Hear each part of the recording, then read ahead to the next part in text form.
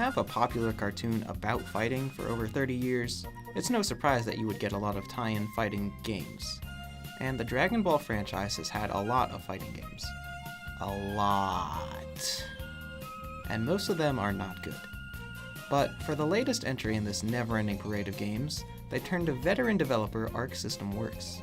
The result is Dragon Ball FighterZ, and it's easily the high point in the franchise's history. The biggest strength of FighterZ is its accessibility. I'm pretty terrible at fighting games, but I was able to understand the game's systems and actually start to compete. I know, this game is so hectic in motion it seems impossible to keep track of what's happening. But with very simple inputs, it's actually easy to make something cool happen on screen. It only takes one simple motion to do this.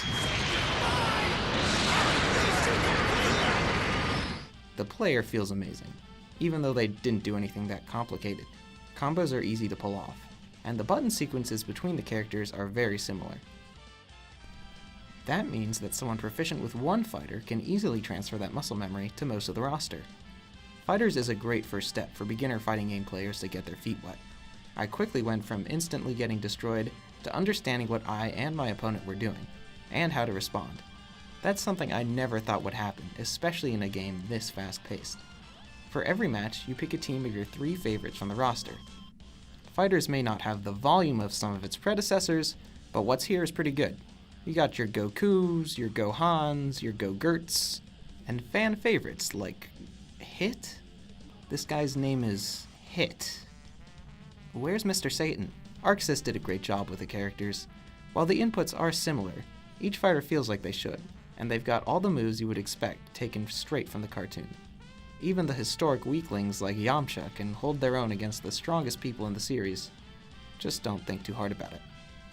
Team dynamics are important here. Switching characters will recover some health while they're out, and you can transition between your fighters by stacking super attacks, which is encouraged by the ample supply of meter. There's also this sparking mechanic you can use once per battle. It boosts your power and recovers health, and it's stronger the less fighters you have left. So even when you're backed into a corner, there's still a chance to get a second wind and pull a comeback. It's another great mechanic for newcomers to the genre. The content surrounding the fighting is more bare bones.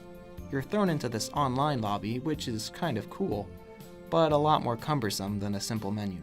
And if you want to get into an online match, you'd better be paying attention to this tiny button in the corner of the screen.